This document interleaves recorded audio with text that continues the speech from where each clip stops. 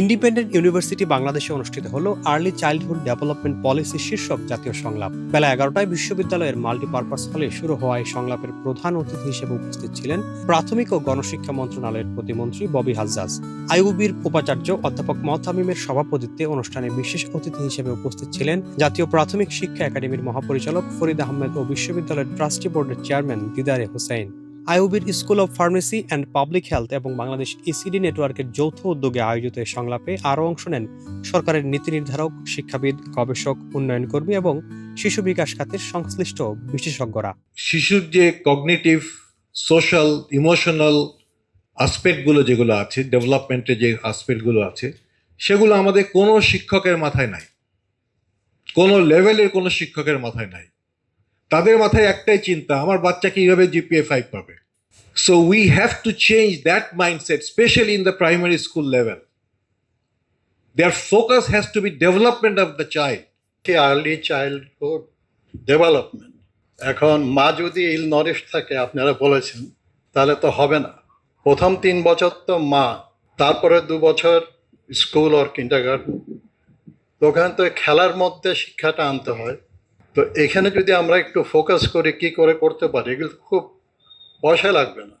শিক্ষককে ট্রেন করতে হবে, তাদেরকে জানাতে হবে, তাদের বুঝতে হবে। আয়োজকদের মতে শিশুর প্রারম্ভিক বিকাশ নিশ্চিত করতে কার্যকর নীতিমালা প্রণয়ন, গবেষণা, শিক্ষা এবং সংশ্লিষ্ট অংশীজনদের মধ্যে সমন্বয়ে জোরদারের লক্ষ্যে এই জাতীয় সংলাপ গুরুত্বপূর্ণ ভূমিকা রাখবে।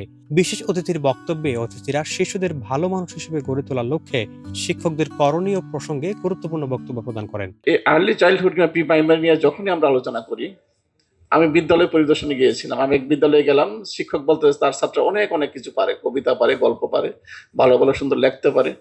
আমি বললাম, এত পড়াচ্ছেন কেন? এত পড়ানোর জন্য তো প্রি প্রাইমারি সৃষ্টি করা হয় নাই। আমার কাছে এমনটি মনে হয়েছে। আমি জাপানে ছিলাম, সেখানে হইকোয়ান বলে একটা জিনিস আছে, ডে কেয়ার সেন্টার। 6 মাস থেকে 6 বছরের বাচ্চারা সেখানে থাকে। আমার ছেলেও সেখানে ছিল।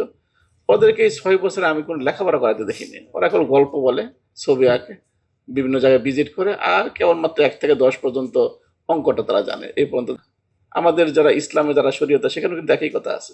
হাকিম মোহাম্মদ আশফাক আলী খান থানভী ওনার কিতাবে উনি লিখেছেন যে প্রি প্রাইমারি প্রাইমারি এই স্টেজে তোমরা যত বেশি সুন্দর সুন্দর গল্প বাচ্চাদের সাথে বলতে থাকো, তারা সাথে সাথে রিপ্রোডিউস করে এমনটি না, কিন্তু জীবনের যে কোনো স্তরে কিন্তু সে ফিরে আসবে।